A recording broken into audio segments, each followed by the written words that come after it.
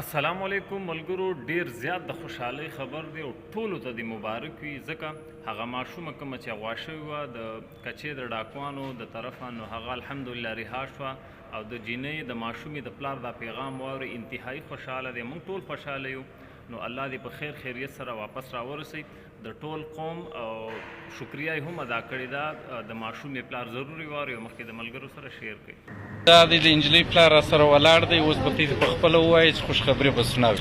زه ډېر شکرګزار یم د خپل د پښتنو وروڼو، دا ټول ما سره دي، کوټې والا زما عزیزان وروڼه، ټول امان الله، دا ټول بیګان د دو په محنت سره، دو په وسادت سره زما ماشوم ماته بازیاب شو. انشاءالله لږ ساعت کې به موږ د ماشومه ملاو شو، بیا به تاسو سره موږ نوی اپډیټ شیئر کوو. ملی ہے کہ ہماری بچی خیر خیر سے بازیاب ہو گئی.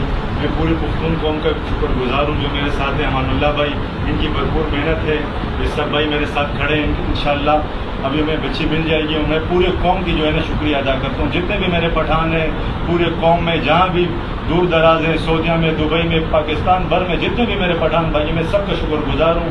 میری بچی جو ہے نا میرے کو بازیاب ہو. جی آپ کا بھی علاؤدین صاحب کیسے معاملہ ہے کہ بہت بہت شکر گزار ہے اور مبارکباد دیتے ہیں ان کے والد کو اور پوری پٹھان برادری کو کہ بچی ماشاءاللہ بازیاب ہو گئی. اور ہم انتظامیہ کی بے حد مشکور ہے کہ انہیں دن رات دیکھ کر کے پٹھان برادری کی یہ جو بچی ہے باعزت بازیاب. آپ کیا کہیں گے؟ بسم الله الرحمن الرحیم. زه ډیر زیات شکریا ادا کوم د ټولو پښتنو. الحمدلله مبارک شه د ټولو پښتنو. زمونږ لور بازیاب شوه، زمونږ لور ملو شوه. زمونږ د پښتنو هغه محنت، هغه ننګ، هغه ناموس خپل ځای راوړو. زه شکریا ادا کوم هغه ټولو پښتنو چا چې پکې ټلیفون کړی دی، چا چې ماته ویلي دي چې مونږ پیسې ورکوو دا ماشومه راولې، د هغې پښتنو چا چې ماته ویلي چې مونږ لشکر سره روزو، مونږ سره راځه.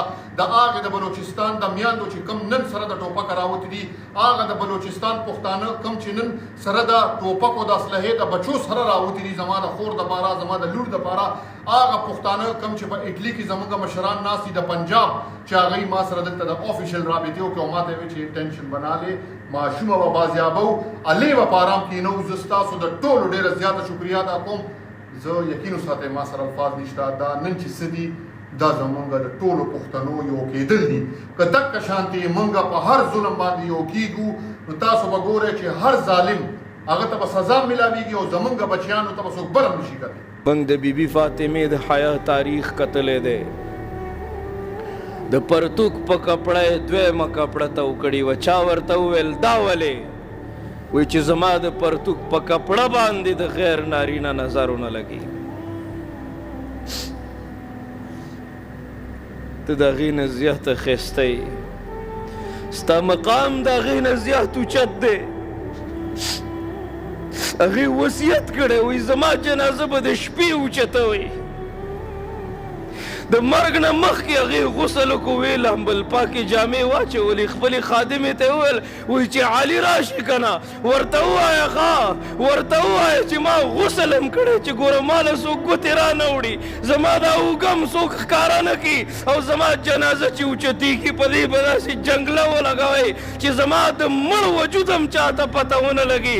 ته ولې نه پوهېږئ؟ ته به د سړي غوندې مونځ نه کوې، وګونو له به ګوتې نه وړې، داسې به کوې، د سړي غوندې رکوع به نه کوې، ته به صفا مروه کې منډې نه وهې، هغسې سجده به د سړي غوندې نه کوې، د هغه غوندې قاعده به نه کوې.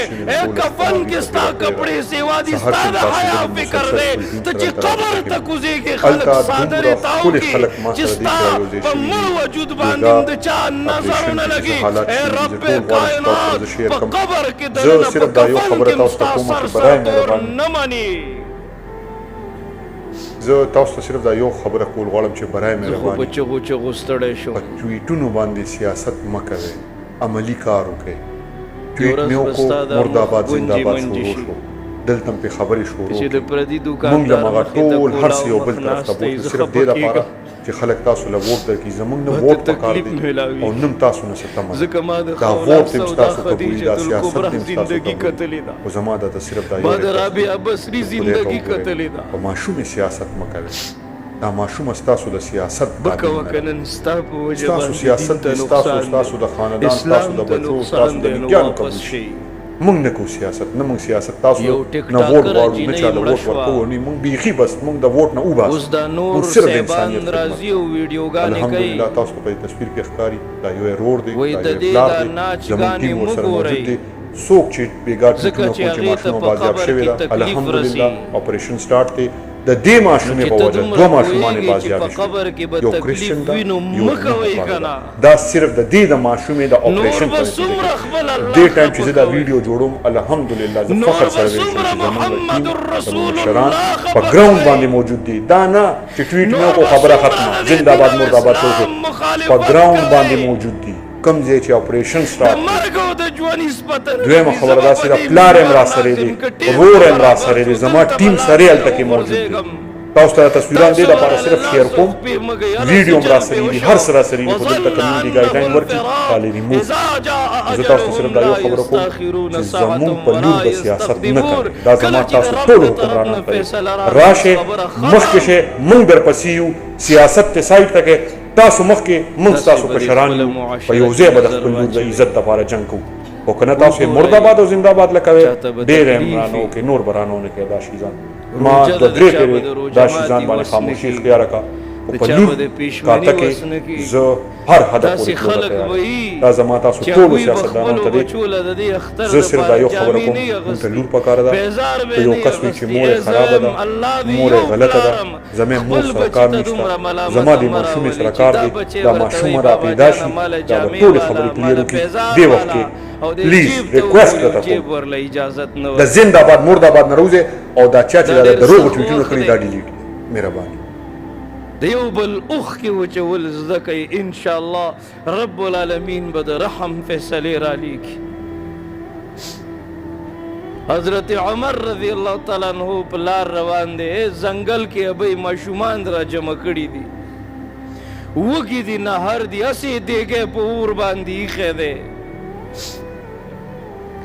ابۍ جاړي او شکایت کوي چې حضرت عمر زمونږ د حال نه ځان نه خبرې د عمر به ګریواني زما به لاسي حضرت عمر ورغی ورته په ژړا شوی ابۍ حضرت عمر ته ستا د دردونو تکلیفونو څه پته ده ابۍ ورته وایي چې هغه ځان نه خبرې هغه ته پته نشته بیا مشري څه شي لکوي چې موږ باندې دومره سختې تېرېږي که نن ته په بنګلو کې ناسې او قسمه قسمه طعامونه درته پراته دي نو دومره یاد ساته محمد رسول الله سرور کائنات وایي چې ته کامل مسلمان نشي کېدی من جنبه کبدا جائعا چې ستا